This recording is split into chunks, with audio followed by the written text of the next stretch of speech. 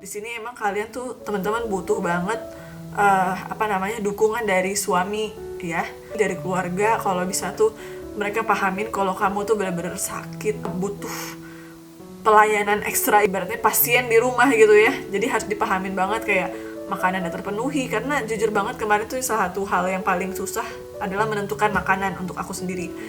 Aku tuh bener-bener pengen muntah segala macam, mau lihat makanan lah, kayak misalnya aku mau pesen GoFood gitu ya. Iya Allah, aku lihat layar GoFood aja, lihat gambar foto makanan tuh mau muntah. Apalagi kayak teman-teman kan banyak banget upload di Instastory kayak makanan thank you, dapat kiriman makanan lebaran dari mana. Itu bener-bener aku mau muntah beneran. Itu kayak kalau lihat makanan tuh rasanya kayak padahal tuh kayaknya makanannya enak gitu loh. Misalnya kayak apa gitu ya, ayam. Ada pokoknya gitu deh. Kemarin tuh zaman kemarin tuh kalau mau lihat makanan aja itu bener-bener kayak lihat GoFood aja gitu, mau pilih makanan aja tuh bener-bener kayak satu hal yang menjijikan banget, yang bener-bener gak bisa banget kalau aku. Jadi kalau aku dulu waktu awal-awal banget ya, trimester pertama, aku tuh kalau pesen GoFood tuh aku udah tahu aku mau pesen makanan bubur ini. Ada ya, aku kasih kamu, namanya restorannya Claypot Popo, ini di daerah Sabang. Itu kayak semacam nasi bakar kayak bubur gitulah. Nah aku searching kalau GoFood tuh udah langsung pencet Claypot Popo, udah keluar, udah itu aja yang aku pesen setiap hari kalau aku mau muntah. Separah itu guys. Dan akhirnya juga pas aku udah mulai punya kekuatan, itu aku mulai cari-cari makanan di sayur box. Karena kan aku udah mulai pelajarin kayak sebenarnya kita butuh kayak konsumsi apa, buah apa, sayur apa, kayak gitu. Boleh kalau misalnya kamu tertarik, boleh komen di bawah ya, apa aku harus buat atau enggak video kayak gitu.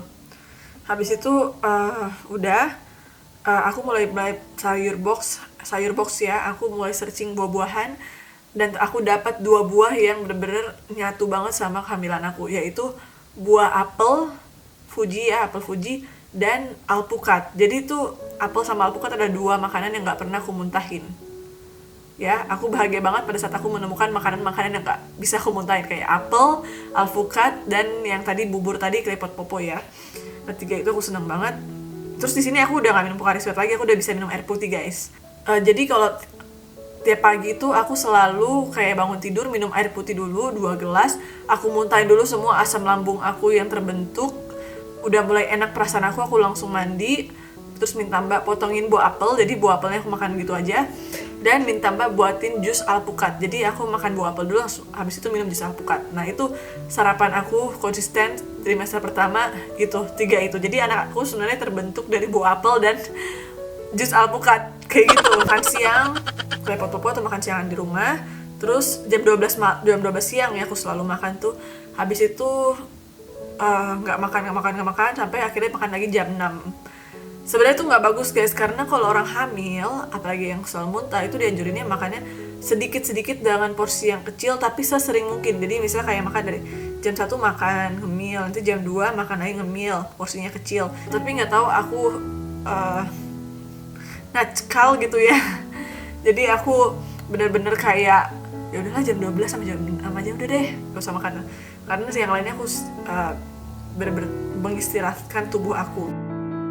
Aku selalu bertanya-tanya sih ke diri aku, kok bisa ya orang hamil tuh bisa secantik itu, kayak di foto-foto kayaknya beda banget. Kemarin kayak tampang aku yang cuma pakai dasteran, rambut udah kayak keriting acak-acakan, kulit hitam, kusam, hidung merah karena selalu muntah, lidah sariawan. Aku tuh bingung banget melihat kayak kok bisa ada orang kayak hamil cantik banget gitu, sedangkan aku hamil kenapa jelek banget. Nah ternyata karena guys, kita emang jelek banget hamil di trimester pertama. Jadi udahlah, kalau kalian trimester pertama merasa jelek itu wajar banget guys, tenang aja, karena ya memang pada dasar trimester pertama seberat itu guys. BTW aku mau kasih tau kamu, karena aku sering banget muntah itu aku lidahnya tuh sampai sariawan terus.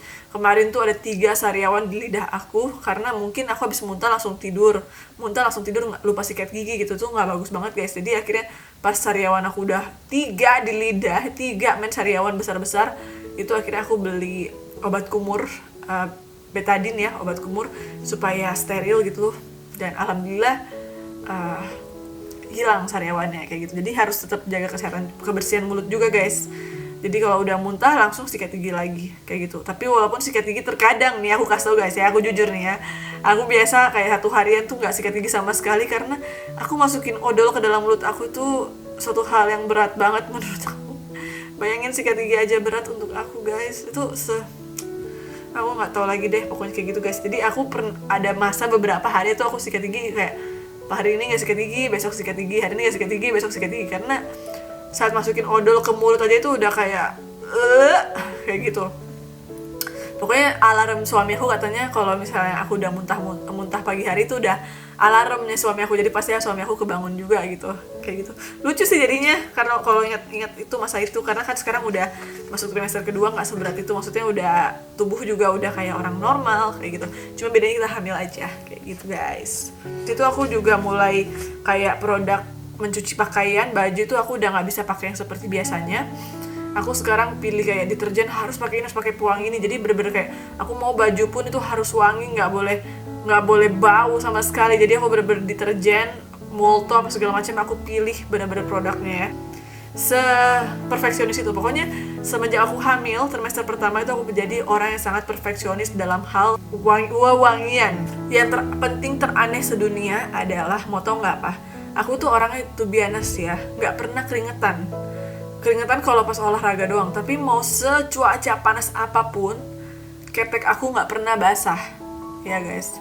Semenjak hamil, mau aku di tempat dingin dalam AC seharian, ketek aku itu banjir dengan air. Aku nggak ngerti kenapa.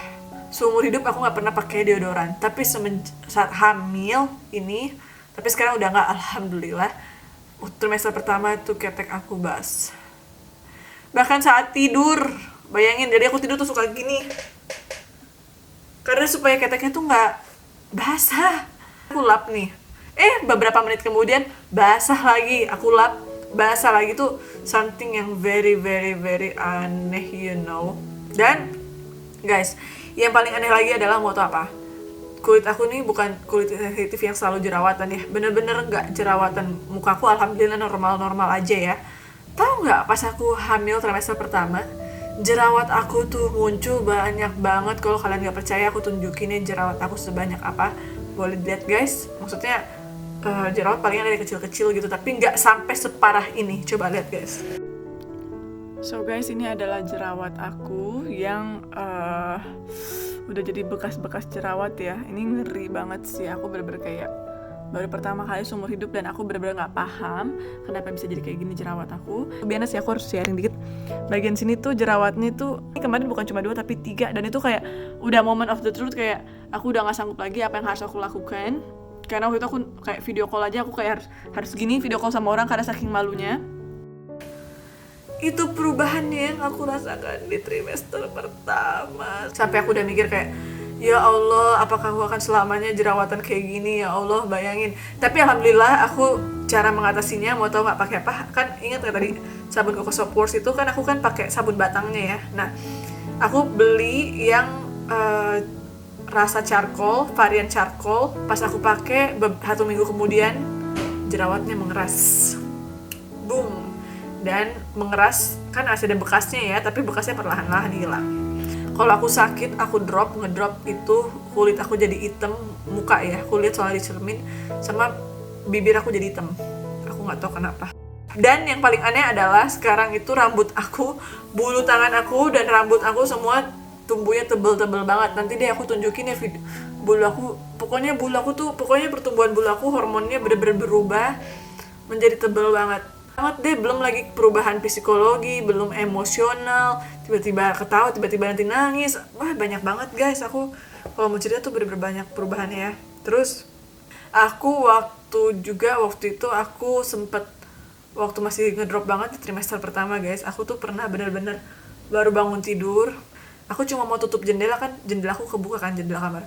Aku bangun cuma tutup jendela, langsung muntah. Cuma tutup jendela kamar, duduk. Jadi waktu itu aku berusaha, kayak aku tuh udah capek banget tiduran terus di tempat tidur ini selama 2 bulan kan, hampir 2 bulan. Aku berusaha untuk duduk gitu ya, karena aku pengen lawan rasa sakit ini. Aku duduk 5 menit gitu depan laptop, muntah. Ya pokoknya waktu semester pertama itu bener-bener berat banget deh guys. Aku bisa memahami perasaan kamu banget. Tapi percayalah, saat kamu bisa melewati trimester pertama ini, kamu merasa kayak kesehatan itu adalah sebuah aset yang penting banget. Jadi pada saat kamu, sekarang kan aku udah sehat ya, trimester kedua gak seberat trimester pertama.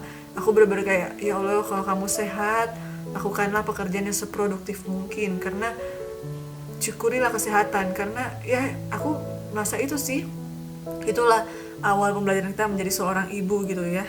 Masih anak belum lahir aja kita udah diajarkan untuk bersyukur gitu. Dan walaupun aku merasakan kesusahan ini, tapi aku sangat alhamdulillah makin kesini tuh makin sangat sayang anakku. Dan semoga anakku sehat-sehat aja, makin ikatan bondingnya makin bersatu. Dan aku sama sekali gak komplain dengan keberadaan anak ini. Aku mengalami sakit ini enggak, aku justru merasa kayak kita sama-sama harus kuat gitu loh menghadapi ini gitu. Jadi kayak happy banget gitu. Dan yang terakhir, aku mengalami yang namanya sakit punggung bagian belakang ya. Dan itu benar-benar sakit banget punggung bagian belakang aku, kayak kalau berdiri sakit, apalagi kalau tidur itu sakit banget. Makanya kalau aku tidur itu aku harus pakai 2 guling, 1 guling di belakang aku dan 1 guling di depan aku.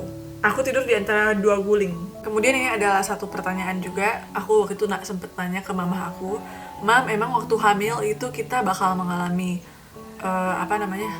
susah fokus ya, alias kita lebih on gitu ya. Terus dan mamaku bilang, iya wajar banget kalau kamu waktu hamil trimester pertama mengalami kayak susah fokus, susah berpikir, on gitu ya.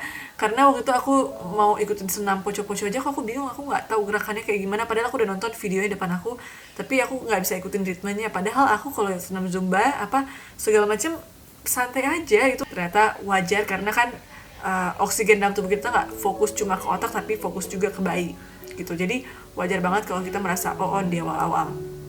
Nah, temen aku juga ada yang ngechat aku, Del, kamu waktu hamil ngerasa lebih on gak sih? Dan ternyata pertanyaan temen aku tuh sama dan pertanyaan yang aku tanya ke mamaku. Berarti bukan cuma aku yang merasakan hal yang sama gitu ya. Ya itu sih pengalaman pribadi aku dari trimester pertama. Jatuh bangunnya, tapi aku yakin semua badai pasti akan berlalu. You are a strong mother, you can melalui semua cobaan ini. Percayalah, nanti kalau udah lewat trimester pertama atau kalau bayinya udah lahir, kamu gak akan bisa mendapatkan kebahagiaan yang lebih bahagia lagi. Kayak aku sekarang, trimester pertama aku bahagia banget karena aku udah mulai kembali mendapatkan kesehatan. Dan aku merasa bersyukur banget saat aku punya kesehatan. Aku selalu ingin melakukan yang terbaik dalam hidup ini. Karena kemarin aku udah tahu rasanya jatuh sakit, lemah, gak berdaya gitu ya ibaratnya. Itu benar-benar gak enak banget. So, semoga kita bisa ambil hikmahnya guys ya. Thank you very much guys udah watching this YouTube video. Jangan lupa guys untuk follow juga di Instagram aku @andelaromelia atau di sini Andela Romelia, langsung di add aja, follow Instagram aku. Dan karena aku udah gak sabar kita semua bisa menjadi teman akrab. Okay? Thank you very much guys for watching and I will see you in my next video. Bye.